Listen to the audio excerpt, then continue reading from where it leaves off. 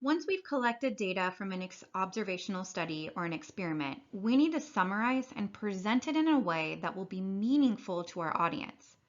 The raw data is not very useful by itself. In this section, we'll begin with graphical presentations of data, and in the rest of the chapter, we'll learn about numerical summaries of data. Let's first start talking about the types of data. So there's two types of data. First is categorical data. So that's pieces of information that fall into categories. The data are usually in the form of words. So examples like yes or no, questions, or hair color, gender. And then for quantitative data, those are responses that are typically numerical in nature and which we can perform meaningful calculations. So in the last section, we had an example where there was a poll to see how many hours Americans spent on screen time.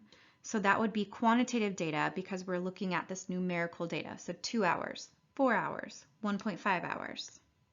So other examples would be height, weight, exam scores. Those are all numerical data. So those would all be considered quantitative data.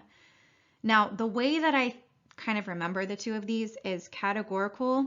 I always think of category. So categories are like yes or no, purple, brown, green, female, male. Quantitative data, I always think of quantity. So if you think about ordering something, they always ask you what's the quantity that you want. So if you put in 2, that would mean you want 2 of those items. So I always think of whenever you're asked for the quantity of something, that's always number. So that's how I remember that quantitative data is numerical. So let's look at some examples and figure out which ones they are. Determine whether the data is categorical or quantitative. A researcher records the color of every car in the PCC parking lot.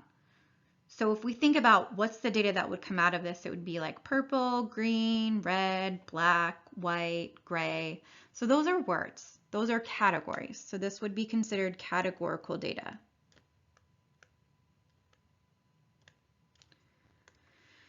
The amount of rainfall in each month of a year in Portland, Oregon, which we know would be a lot. So this would be, again, we're looking for an amount. So that's going to be a number like 2 inches, which we can get in a day sometimes. So the amount of rainfall is going to be quantitative. It's a quantity.